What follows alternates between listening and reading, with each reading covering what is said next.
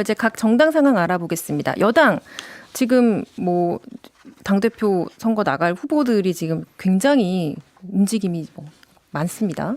네, 일단 정청래 전 대표가 오늘 메시지도 나오고 행보도 있었는데요. 일단 메시지는 이재명 대통령과 문재인 전 대통령의 오찬 회동에 대해서 두 분의 말씀이 정답이다라고 했습니다.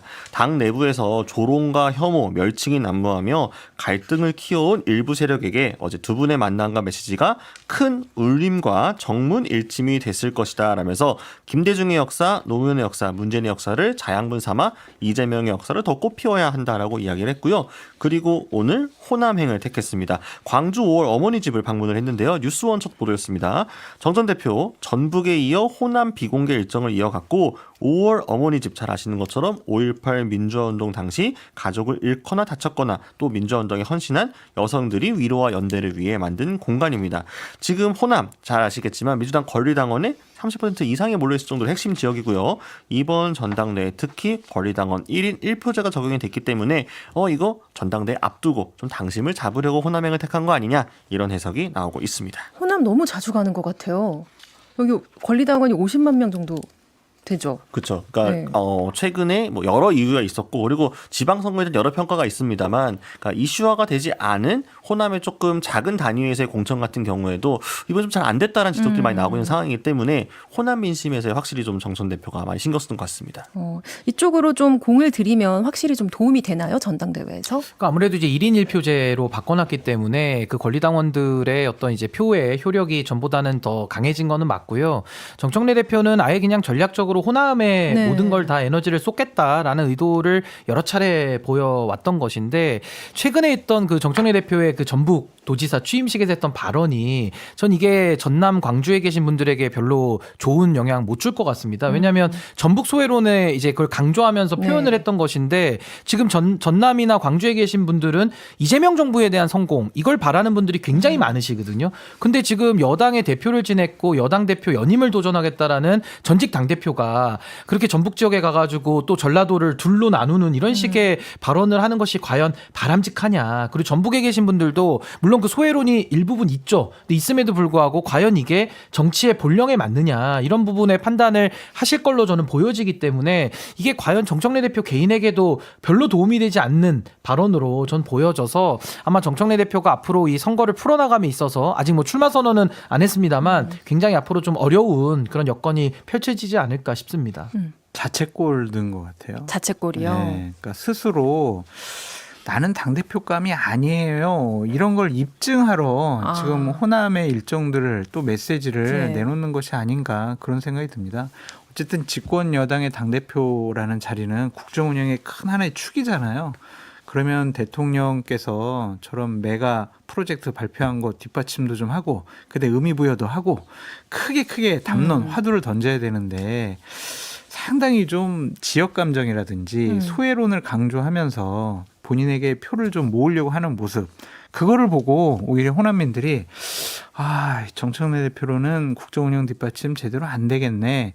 그걸 스스로 입증하는 그런 행보와 메시지를 하는 것이 아닌가. 만약 이런 행보와 메시지를 계속 한다면은 다닐수록 표가 깎일 것 같아요. 대통령을 도와준다는 인상이 아니니까. 그렇죠. 네. 그거를 좀 이용하고 대들고 뭐 좀 그런 것들. 네. 그런 것들이 과연 정말 정치적으로 상당히 민감도 반응도가 높은 호남민들에게 소구력이 있을까?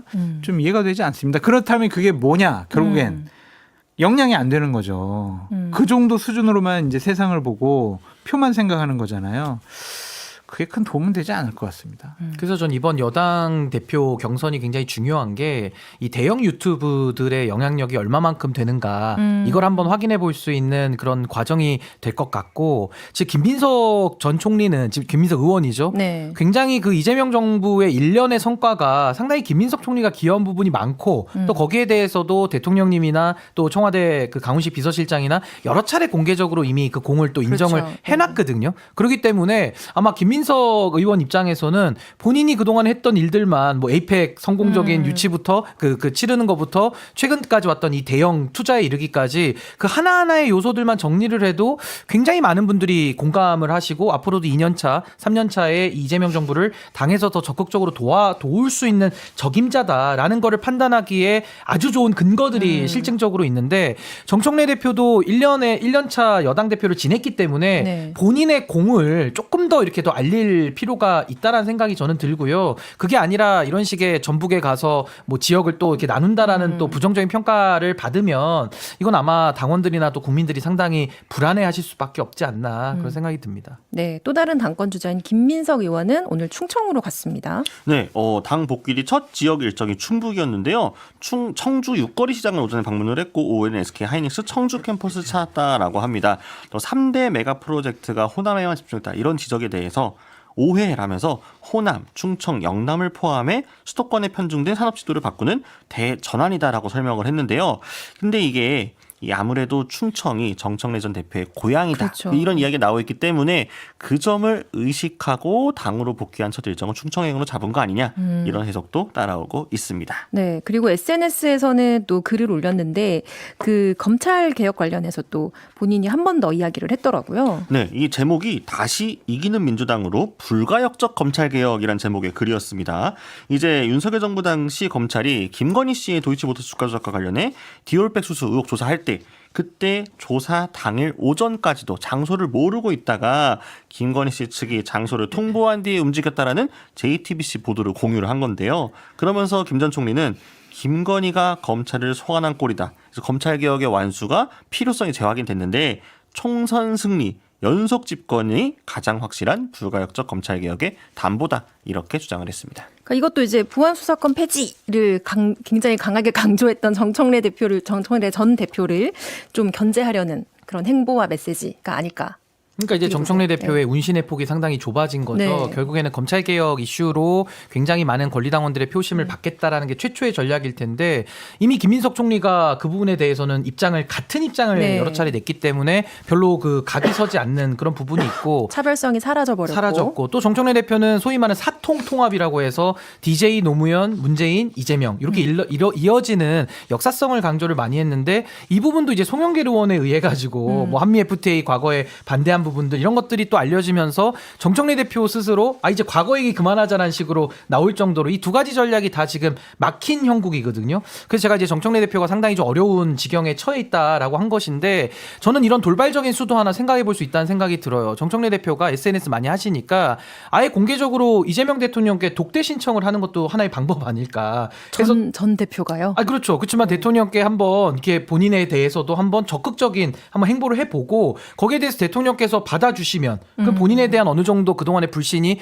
해소될 수 있는 기회를 마련하는 것이고 만약에 안 받아주시면은 그 부분은 이제 본인이 감수를 해야 되겠죠. 그러니까 뭔가 본인만의 어떤 이재명 정부에 대한 진정성이 말로만 갖고는 지금 안 되는 이런 상황이라서 뭔가 좀 특단의 어떤 승부수가 필요하지 않을까. 근데 이게 마련이 안 되면 지금 일각에서는 정청래 대표가 연임 출마가 과연 가능할까 이런 얘기도 좀 있거든요. 그러니까 만약에 지금 상황이 계속 어려워져 가면은 아마 출마를 포기하는 상황도 지금은 이제 배제할 수 없는 그런 상황으로 좀 보여집니다. 정말 출마 그럴 포기할 수도 수도 있나요? 있을 것 같아요. 왜냐면은 유시민 씨가 이제 지금 사태를 관망하는 건지 네. 비판 너무 많은데 내가 뭐 잘못했나? 나 좀 뭐 이제 그만 메시지를 내야 되나? 하여튼 이렇게 잠수 타고 있는 상황이고 김어준 씨 같은 경우에는 프랑스가 있단 말이에요. 이 중요한 시기에. 식당을 개업해가지고. 네. 네. 그러면 정청래 대표를 지탱해줬던 두 축이 지금 무너졌다? 아니면 활동을 자제하고 있다? 편을 들어주지 않고 있다? 이렇게 볼 수가 있잖아요. 그렇다면 정청래 대표로서는 이분들이 도와주지 않으면 내가 과연 득표력이 있을까? 그런 생각 때문에 완전히 지는 것보다는 그냥 접고 대승적으로 이재명 대통령의 성공을 위해서 내가 이번엔 백의종군하겠다. 이런 명분을 갖고 진영 간의 갈등과 분란을 제가 다 감싸 안고 백의종군하겠습니다. 명분 좋잖아요.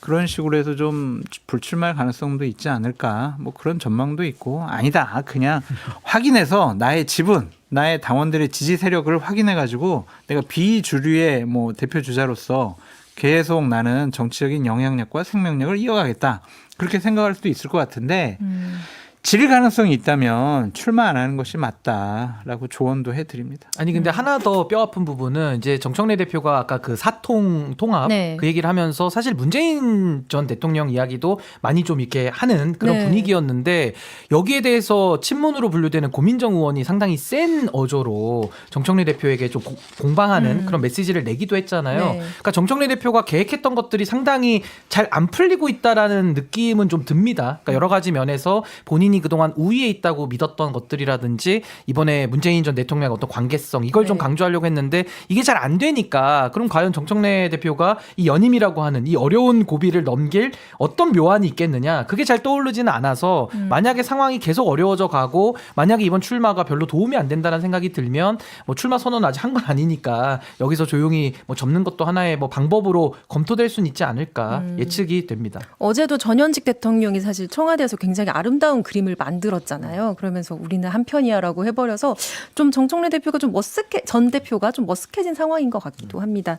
네, 그다음에 지금 원구성 상황 좀 볼게요. 계속 그 국민의힘은 오늘 의총하고 나서 이제 강경 투쟁을 하겠다라고까지 했었는데 어떻게 투쟁을 하겠다는 건가요? 그 투쟁의 방법론에 대해서는 명확히 나오지가 않았습니다. 오늘 의원총회 분위기를 보게 네. 되면은 여러 의원들이 약간 난상 토론을 벌이면서 상임위원장 일부 받고 국회로 들어가서 싸우는 게 낫다. 혹은 확실하게 국민들에게 부당성을 알리기 위해서 전면 투쟁에 나가야 된다. 이런 토론이 있었다고 하는데요. 오늘 백브리핑을 보게 되면은 일단 의원총회 결론은 투쟁으로 간다. 그러니까 이 말은 지금 민주당이 남겨놓은 7개 상임위원장 당장 받을 수가 없다는 식의 결론이 나왔고요. 다만 그 대여 투쟁의 방법론에 대해서는 조금 더 숙고를 거치는 쪽으로 의총 결론이 일단 났습니다. 근데 7개라도 받자는 의견도 있지 않나요? 네, 맞습니다. 예, 일부 분의 현실론이 분명히 있고요. 방금 말씀드린 것처럼 싸우기 위해서는 상임위원장을 받고 상임위원회로 들어가서 원내에서 싸우는 게 국회가 할 일이다라는 입장이 분명히 있고 또 명분으로 내세우고 있지는 않지만 3선 이상의 의원들 특히나 상임위원장의 잠재적 대상을 여겨진 의원들 같은 경우에는 또 본인들의 정치적인 이해관계가 달려있기 때문에 과연 다 안 받고 민주당이 넘겨주는 게 효과적인 전략이냐에 대한 이론의 여지가 계속 나오고 있는 것 같습니다. 지금 민주당은 다음 주에 임시국회 열겠다는 거 아닌가요? 네, 민주당은 받지 않으면 이대로 갈 수도 있다라고 압박을 하고 있죠. 계속 보이콧을 하면 계속 국힘이 이제 국회를 안 돌아가게 보이콧하는 그 주체가 돼버려가지고 이게 괜찮은 전략인 건지. 이제 끝났어요. 이제 들어가요. 이제 뭐 이 정도 얘기 나왔으면은요. 네. 이제 좀 우리가 이제 국회에서 네. 투쟁을 하겠다. 그런 식으로 하지. 뭐 이게 죽고 살기 할 일 아니잖아요. 그리고 예전에 이런 뭐 전례도 많이 있었기 때문에 7개 상임이라도 우리가 갖고 대여 투쟁하자. 그렇게 뭐 논의가 정리될 가능성이 높아요. 그래서 늦어도 다음 주까지는 다음 주 초까지는 그냥 우리가 그냥 들어가 투쟁하겠다 그런 선언이 나올 가능성이 있고 오늘 보니까 뭐 약간 찌라시 형태로 정보지 형태로 뭐 국민의힘 7개 상임위원장 누구누구 이렇게 리스트가 나왔더라고요. 그러면 이미 그냥 어느 정도는 다 내부 분위기가 결정됐다 이렇게 봐야 될 것 같습니다. 그러니까 이게 국회를 멈춰 세울 어떤 명분이 별로 없잖아요. 그러니까 어떤 이유로 버틸 것인가가 일단 좀 불분명하고 또 무엇보다도 이 상임위원장이 국회에 그래도 꽂힌 자리인데 이걸 또 본인의 임기 동안에 하루라도 이걸 덜 한다라는 게 이게 개개인의 정치적 목표랑은 또 맞지 않는 부분도 있어서 전 아마 한병도 원내대표가 좀 키를 주고 있다고 봐요. 그래서 결국에는 이제 특검을 누가 선정하느냐 이런 문제들과 함께 해서 이거는 아마 정치력을 좀 발휘해가지고 풀어낸다면 이거 저도 뭐 시간 문제지 곧 해결이 되지 않을까 싶습니다. 그래도 민주당 너무해요. 그래도 왜 너무해요? 국회 이제 관례와 전례가 이제 중요한 위원장 뭐 의장 자리가 이제 3가지거든요. 국회의장, 예결위원장, 법사위원장 이 3개거든요. 그래서 이제 국회의장과 예결위원장이 가져가는 쪽은 법사위원장은 다른 당이 주거든요, 보통. 그래서 국회 견제와 균형 원리, 대화 타협하자 뭐 이런 건데 그냥 독식한 거는 좀 자신들이 예전에 소수당, 야당일 때 주장했던 거를 완전히 근본적으로 뒤집는 메시지와 행동을 하는 거예요. 모순된 행동입니다.